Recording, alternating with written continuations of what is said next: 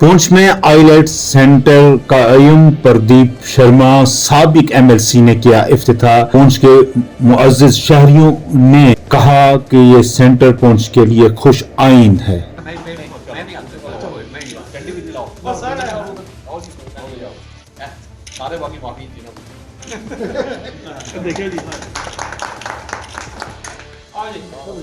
बोलो जी 2 मिनट। एक minute sir, मैं डॉक्टर सजाद हूँ। मैं रिसेंटली अपनी पीएचडी मैंने सबमिट की है और मैं कर्नाटका यूनिवर्सिटी में असिस्टेंट प्रोफेसर के तौर पे भी अपॉइंट हुआ हूँ। तो ये एक हमारे लिए बड़ा ही ग्रैंड अपॉर्चुनिटी है कि यहाँ पे आईलेट्स का इंस्टीट्यूट जो है वो ओपन किया गया है। मैं यहाँ पे एज ट्रेनर भी यहाँ पे काम कर रहा हूँ और इससे पहले ये फैसिलिटी यहाँ पे नहीं थी, बच्चों को यहाँ से बाहर जाना पड़ता था और इसके एक्सपेंसेस तो अपनी जगह पे थे, प्लस अकोमोडेशन और बहुत चीज़ें। और ये यहाँ पे इंस्टीट्यूट का ओपन होना एक ड्रीम कम ट्रू लाइक है। और यहाँ के लोगों के लिए यहाँ पे वीज़ा सर्विसेज भी यहाँ से प्रोवाइड की जाएंगी। आईलेट्स का अलग से है स्पीकिंग कोर्स। और मैं सिंपली आपको ये बात बोलूँ कि यहाँ पे ये इंस्टीट्यूट जो है ओपन होना इस एरिया के लोगों के लिए, इस हमारे डिस्ट्रिक्ट के लिए एक बहुत ही वेलकम स्टेप है और बहुत ही पुंछ वालों के लिए एक अच्छी जो नियामत थी ये जो आईलेट्स का जो यहाँ पर सेंटर खुला है। क्योंकि हमारे जो बच्चे थे, क्योंकि आज बहुत सी पढ़ाइयाँ हिंदुस्तान में तो हर किस्म की पढ़ाई होती है, लेकिन बहुत सा जो एग्ज़ाम होते हैं जो बच्चे हमारे फॉरेन में जाते हैं उसके लिए आईलेट्स करनी बड़ी ज़रूरी है। वहाँ पर कंपटीशन में, उस कंपटीशन में हम पीछे रह जाते थे जिसकी वजह से हम नहीं जा पाते थे। वहाँ पर पंजाब में तो आईलेट्स बड़े हैं, दिल्ली में भी आईलेट्स बड़े हैं। मैं सोचता हूँ सुरेंद्र सिंह जी जो हमारे बिट्टा जी हैं, इन्होंने अच्छी जो सलाह की और एक अच्छे सोशल वर्कर हैं, इनकी वजह से आज पुंछ वालों को एक नई सौगात मिली है आईलेट्स की। और लोगों के बच्चों को हौसला मिलेगा। लोगों के माँ बाप को जो 6-6 महीने जो बच्चे जिनके दिल्ली में और पंजाब में जाकर, जम्मू में जाकर अपना जो टाइम जो है वो घर बार जहाँ वहाँ मकान किराए पर लेना और खाना खाना हर चीज़ की प्रॉब्लम जो है फेस करते थे, आज उस प्रॉब्लम से उनको निजात मिली। जो बुनियादी सहूलियात हैं वो यही होती हैं, एक तो बच्चों को ज़्यादा से ज़्यादा पढ़ाई के लिए मौका मिले, वक्त मिले, और दूसरा अखराजात भी कम हों। जब पुंछ में आईलेट सेंटर नहीं था, हमारे बच्चे बाहर जाते थे, एक तो वहाँ वो खाना वगैरह बनाने में और कामों में मसरूफ़ रहते थे, उनको पढ़ाई का वक्त कम मिलता था, और दूसरा बाहर जाकर अखराजात भी बढ़ जाते हैं। तो पुंछ में ये जो सेंटर खोला गया है, इसका सबसे बड़ा फ़ायदा हमारे बच्चों को यही होगा कि जो बुनियादी फैसिलिटीज़ हैं आईलेट को पास करने के लिए, वो उनको यहीं पे फराहम की गई हैं अपने पुंछ में, अपने घर में ही रहकर। जैसा कि आपको पता है कि आज पुंछ के अंदर एक आईलेट सेंटर खुला है, जो पुंछ के अंदर नहीं बल्कि रजौरी और पुंछ के अंदर पहला ही सेंटर है।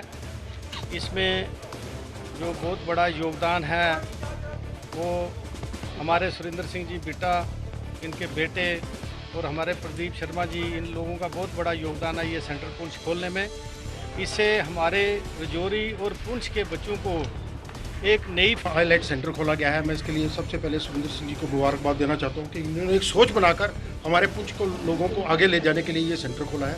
क्योंकि हमारे बच्चे जो है पढ़ाई में इस समय सबसे ज़्यादा तेज़ हैं। तो पुंछ, खासकर पुंछ ज़िले की बात करता हूँ, अगर IPS निकले, IAS निकले, KS निकले हैं, ये एक सेंटर ना होने की वजह से हमारे लोग बाहर पढ़ने के लिए जाते थे। मैं समझता हूँ कि आज हमारे बच्चों को यहाँ पर फैसिलिटी मिलेगी, जो खासकर जो गरीब अवाम है उनको घर बैठे अगर कोई फैसिलिटी मिलेगी तो इससे बड़ी बात नहीं हो सकती है। इसलिए मैं सभी पुंछ वासियों को मुबारकबाद देना चाहता हूँ कि एक सोच को लेकर जो सुरेंद्र सिंह जी आगे चले हैं, जो हमारे बच्चे आगे जाएंगे, इसके लिए इनका धन्यवाद और पूरी पुंछ को बधाई। कठुआ के एयरमोड गांव के लोगों का वफ्द DC से मिला, पानी की किल्लत पर किया इजहार तशवीश, पानी की किल्लत को खत्म करने का किया मुतालबा।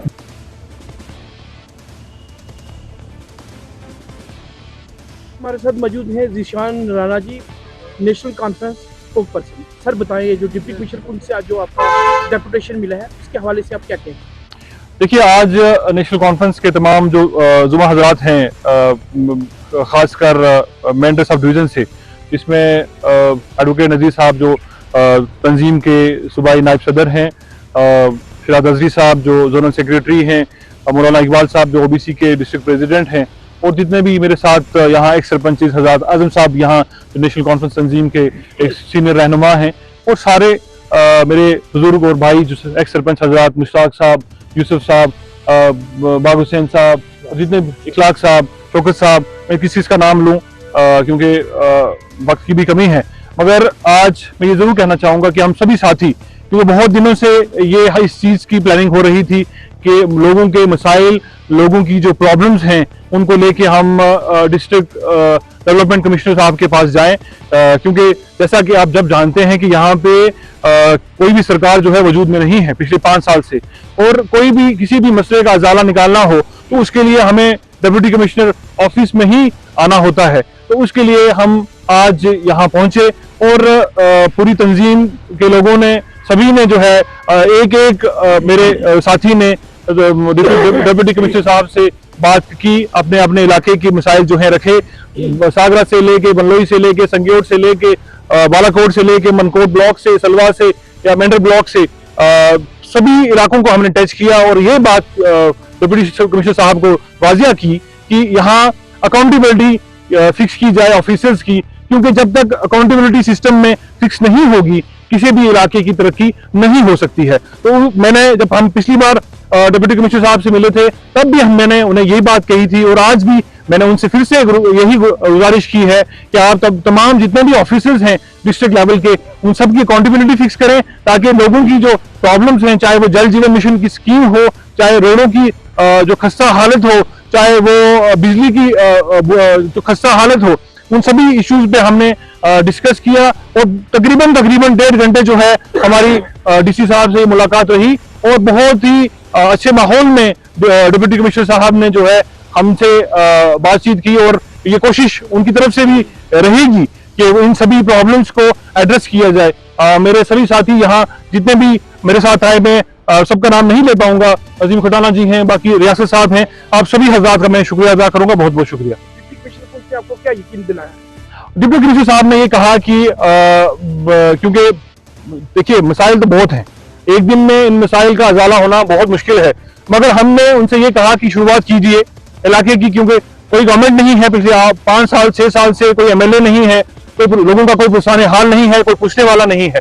और ये सब चीजें देखते हुए डिप्टी कमिश्नर साहब से हमने गुजारिश की कि आप जो है एक कदम बढ़ाइए, लोग जो है 10 कदम चलने के लिए आपके साथ तैयार हैं। लोग जो है हमेशा से हमारे लोग जो है वो सिस्टम के साथ चलने की कोशिश की है और हमने ये भी वाजिया किया कि यहाँ पे कुछ लोग जो है सिस्टम को खराब करने की कोशिश कर रहे हैं। मैंने खुले लफ्जों में डिप्टी कमिश्नर साहब से कहा कि कुछ लोग हैं जो यहाँ पे सिस्टम को खराब करने की कोशिश कर रहे हैं। हम एक डिसिप्लिन फोर्स है नेशनल कॉन्फ्रेंस और हम अपनी हद में रहते हैं। हम चाहते हैं कि हम सिस्टम को साथ में लेके चलें, हम चाहते हैं कि इलाके के अंदर तरक्की हो, ना कि इलाके के अंदर माहौल खराब किया जाए। यहाँ पे कुछ लोग हैं, कुछ ऐसे शरारती नासर हैं जो माहौल खराब करना चाहते हैं, इलाके के अंदर जो है अमन और अमान का माहौल जो है वो खराब करना चाहते हैं। हम चाहते हैं कि ऐसे नासर से जो है उनको भी देखा जाए सरकार की तरफ से, और हमारी एक फोर्स है, हम अपने कायद के नीचे जो कायद के बताए हुए रास्ते पे चल रहे हैं, इंशाल्लाह ताला चलते रहेंगे।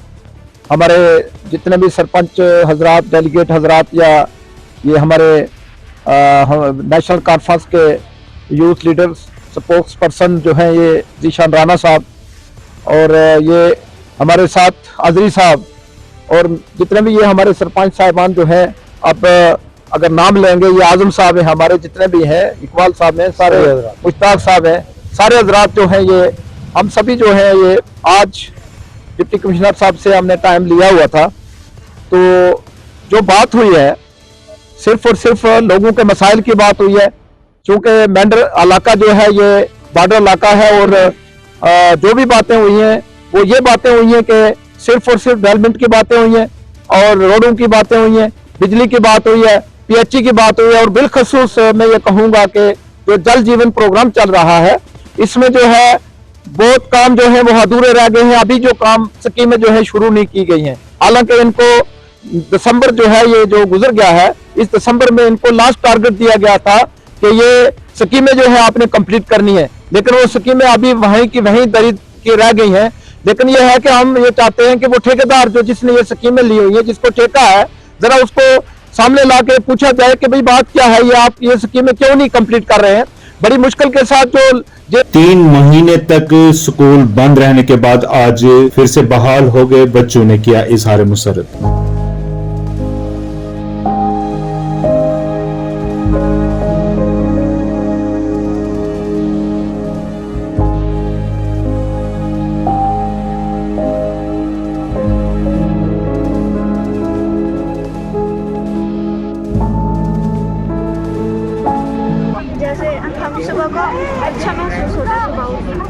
बहुत तंग हो रहे थे घर पे, और अब स्कूल खुलने जा रहा है और आज मज़ा आएगा दोस्तों के साथ खेलने को, और एग्ज़ाम भी है नज़दीक। हम बहुत परेशान हो रहे थे, घर पे अकेले बैठते थे, दोस्तों के बगैर कुछ मज़ा ही नहीं होता है। ओपिनियन जब स्कूल खुलते हैं मार्च में तो हमारे लिए वो बहुत बेनिफिशियल रहता है, also it is good for us because हमारे स्कूल में हमारे अपने टीचर्स होते हैं जो हमें गाइड करते हैं। As per my opinion it is very beneficial and very good for us. मेरे लिए बहुत ख़ास बात है जब मैं अपने दोस्तों से मिलूँगी, होती है अलग किस्म के अट्रैक्टिव पर्सनस होती है और इनसे हम अपने बातें भी करते हैं। तो इसलिए जब मार्च में स्कूल खुलते हैं तो ये हर एक बच्चे के लिए बेनिफिशियल और हेल्पफुल है। रामबन में सड़क हादसा, 4 की मौत, 3 जख्मी।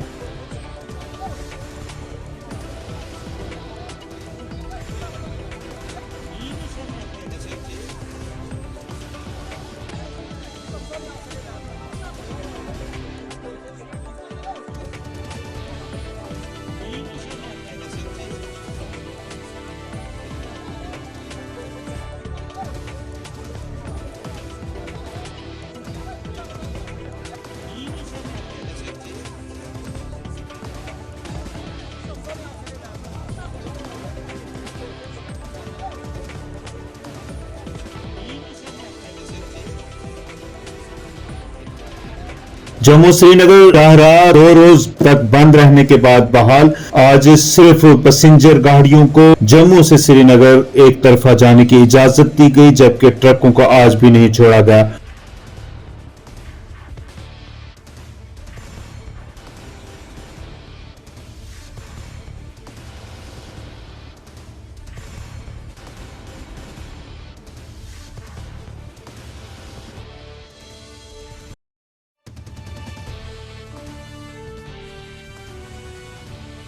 मेरा नाम तनवीर हुसैन है, मैं पंजाब से मुर्गे भर के आया था, मैं श्रीनगर के लिए जा रहा हूँ। कितनी परेशानी हुई है? परेशानी बहुत हुई, रास्ता बंद होने के कारण मैं पाँचवें दिन है इधर बंद, बहुत नुकसान हुआ हमारा, सारे मुर्गे मर गए। क्या कहना चाहेंगे? हम ये कहना चाहते हैं कि हमें पैसेंजर गाड़ी को छोड़ने की इजाज़त दे दी, हमें भी छोड़ा जाए, हमारे मुर्गे बहुत मर रहे हैं। रहने वाला हूँ, लेकिन हम भी आज 4 दिन से यहाँ पे दरमांदा हुए हैं, हमारी गाड़ियाँ में यहाँ पे रुकी हैं। तो यहाँ जिखैनी चौक में कल एडिशनल डीसी साहब का हम तहे दिल से शुक्रिया अदा करते हैं कि उन्होंने कुछ टाइम के लिए फ्री लंगर वगैरह यहाँ पे लगाए थे और हमारी उन्होंने बहुत हेल्प की। लेकिन इसके साथ साथ हम एडमिनिस्ट्रेशन से ये गुजारिश करते हैं कि जैसे लोकल गाड़ी है, रामबन की है, गूल की है, संगलदान की है, डोडा पदरवा की है, कुश्तवाड़ की है, तो उसको भी निकाला जाए यहाँ से, ताकि हम लोगों के सफ़र में भी आसान हो। हम यहाँ पे दरमांदा होकर खड़े हुए हैं, तो जो एक मेन प्रॉब्लम तो ये है कि जो मुर्गे की गाड़ी यहाँ पे रोकी हुई है या जो भेड़ बकरी की गाड़ी यहाँ पे रोकी हुई है, वो मुर्गे मरने की वजह से यहाँ बहुत बड़ी स्माइल की प्रॉब्लम पड़ी हुई है। तो मेहरबानी करके एडमिनिस्ट्रेशन से ये गुजारिश है कि मुर्गे वाली और बकरे वाली और सब्जी वाली गाड़ियों को फर्स्ट प्रायोरिटी दे के यहाँ से निकाला जाए। ट्रक ड्राइवरों ने किया इजहार बरहमी, कहा उनका हो रहा है नुकसान। जम्मू के राजेश डोगरा का मोहाली में कत्ल, पुलिस ने कहा कार्रवाई जारी की गई है। ਉਹਨਾਂ ਚੋਂ ਇੱਕ ਨੂੰ ਅਸੀਂ ਫੜ ਲਿਆ। ਓਕੇ, ਲੱਗਦਾ ਇਹ ਹੈ ਕਿ ਇਹ ਆਪਸ ਦੀ ਕੋਈ ਗੈਂਗ ਰੈਵਲਰੀ ਸੀਗੀ। ਠੀਕ ਹੈ, ਸੋ ਉਹਦੀ ਪੁੱਛਗਿੱਛ ਹੁਣ ਕਰ ਰਹੇ ਆ, ਜਿਹੜਾ ਬੰਦਾ ਨਾਲ ਸੀ ਇਹਨਾਂ ਦਾ, ਜਿਹੜੇ ਮਾਰਨ ਵਾਲੇ ਵੀ ਉਹ ਵੀ ਗੈਂਗ, ਇਹ ਸਾਰੇ ਹੀ ਜਿਹੜੇ ਪੰਜਾਬ ਦੇ ਨਹੀਂ, ਇਹ J&K ਦੇ ਮੋਸਟਲੀ ਨੇ, ਗੱਡੀਆਂ ਵੀ ਜੰਮੂ ਕਸ਼ਮੀਰ, ਕਿਉਂਕਿ ਜੰਮੂ ਕਸ਼ਮੀਰ ਦੀਆਂ। ਔਰ ਇਹਨਾਂ ਦੀ ਜਿਹੜਾ ਫੜਿਆ ਗਿਆ ਹੈਗਾ ਇੱਕ ਬੰਦਾ, ਉਹਦੀ ਪੁੱਛਗਿੱਛ ਕਰਦੇ ਆ, ਉਹਦੇ ਖਿਲਾਫ ਵੀ 8 ਮੁਕੱਦਮੇ ਨੇ। ਰਾਜੇਸ਼ ਡੋਗਰਾ ਵੀ ਦੱਸਿਆ ਜਾ ਰਿਹਾ ਕਿ ਗੈਂਗਸਟਰ ਹੈ, ਥੋੜੇ ਦਿਨ ਪਹਿਲਾਂ ਹੀ ਇਹ ਜੇਲ੍ਹ ਤੋਂ ਬਾਹਰ ਆਇਆ ਸੀਗਾ, ਰਾਜੇਸ਼ ਡੋਗਰਾ ਉਰਫ ਮੋਹਨ। ਕਿਉਂਕਿ ਜਿਹੜਾ ਇਹਦੇ ਨਾਲ ਇੱਕ ਵਿਅਕਤੀ ਸੀਗਾ, ਜਿਹੜਾ ਨਾਲ ਸੀਗਾ, ਉਹਨੂੰ ਅਸੀਂ ਫੜ ਲਿਆ ਹੈਗਾ। ਸੋ ਉਹਦੇ ਖਿਲਾਫ ਵੀ 8 ਮੁਕੱਦਮੇ ਨੇ ਔਰ ਇਹ ਬਿਲਕੁਲ ਕਲੈਰਿਟੀ ਦੇ ਨਾਲ ਹੈ ਕਿ ਇਹ ਜਿਹੜਾ ਇਹ ਗੈਂਗਵਾਰ ਟਾਈਪ ਸੀ ਔਰ ਜੰਮੂ ਕਸ਼ਮੀਰ ਦੇ ਰਹਿਣ ਵਾਲੇ ਸੀਗੇ।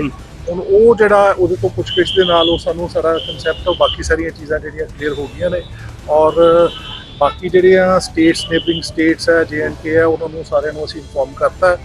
और एक जी गड्डी ते आई सी वो असी कब्जे च ले ली है। मोबाइल वगैरह इन्होंने देख लिया, उस और टेक्निकल ਔਰ ਬਾਕੀ ਜਿਹੜਾ ਸਾਰਾ ਹੈਗਾ ਉਹਦੇ ਤੋਂ ਅਸੀਂ ਜਿਹੜੀ ਸਾਡੀ ਇਨਫੋਰਮੇਸ਼ਨ ਮਿਲ ਜਾਏਗੀ। ਸਰ ਦੋ ਗੱਡੀਆਂ ਦੱਸੀ ਜਾ ਰਹੀ ਹੈ ਕਿ ਸਕਾਰਪੀਓ ਜੇਕੇ ਨੰਬਰ ਤੇ ਇੱਕ ਚੰਡੀਗੜ੍ਹ ਨੰਬਰ। ਹੁਣ ਤੱਕ ਦੀ ਇਨਵੈਸਟੀਗੇਸ਼ਨ 'ਚ ਕੀ ਆਈ ਗੱਡੀ ਤੁਸੀਂ ਕਿਹਾ ਕਬਜ਼ੇ 'ਚ ਲੈ ਲਈ? ਬਿਲਕੁਲ ਨਹੀਂ, ਇਹ ਥਰਡ ਗੱਡੀ ਹੈ ਜਿਹੜੀ ਕਿ ਜਿਹਦੇ ਵਿੱਚ ਇਹ ਆਈ ਸੀ, ਜਿਹਦੇ ਵਿੱਚ ਇਹ ਆਏ ਸੀਗੇ। ਉਹਨਾਂ ਦਾ ਇਹ ਵੀ ਬੇਸਿਕਲੀ ਤਾਂ ਗੈਂਗਸਟਰ ਹੀ ਹੈ ਨਾ, ਸੋ ਇਹਨਾਂ ਦਾ ਇੱਕ ਜਿਹੜਾ ਸੀਗਾ ਜਿਹੜਾ ਇੱਕ ਭੱਜ ਗਿਆ ਸੀਗਾ, ਦੂਜੇ ਨੂੰ ਅਸੀਂ ਫੜ ਲਿਆ। ਠੀਕ ਹੈ, ਸੋ ਉਹਦੀ ਪੁੱਛਗਿੱਛ ਤੋਂ ਇਹ ਸਾਰੀਆਂ ਜਿਹੜੀਆਂ ਕੁਝ ਲੱਗਿਆ ਕਿ ਉੱਥੇ ਕੋਈ ਪਹਿਲਾਂ ਹੁਣੀ ਕ੍ਰਾਈਮ ਕਰਕੇ ਲੇਟੈਸਟ ਕਰਕੇ ਭੱਜਿਆ ਹੋਣਾ ਜਾਂ ਫਿਰ ਕੋਈ ਪਹਿਲਾਂ ਦੀ। ਦੇਖੋ ਇਹ ਸਾਰੀਆਂ ਹੁਣ ਇਨਵੈਸਟੀਗੇਸ਼ਨ ਅਸੀਂ ਕਰ ਰਹੇ ਹਾਂ। ਇਹਨਾਂ ਦੀ ਗੱਡੀ 'ਚ ਕੁਝ ਮਿਲਿਆ ਜੀ?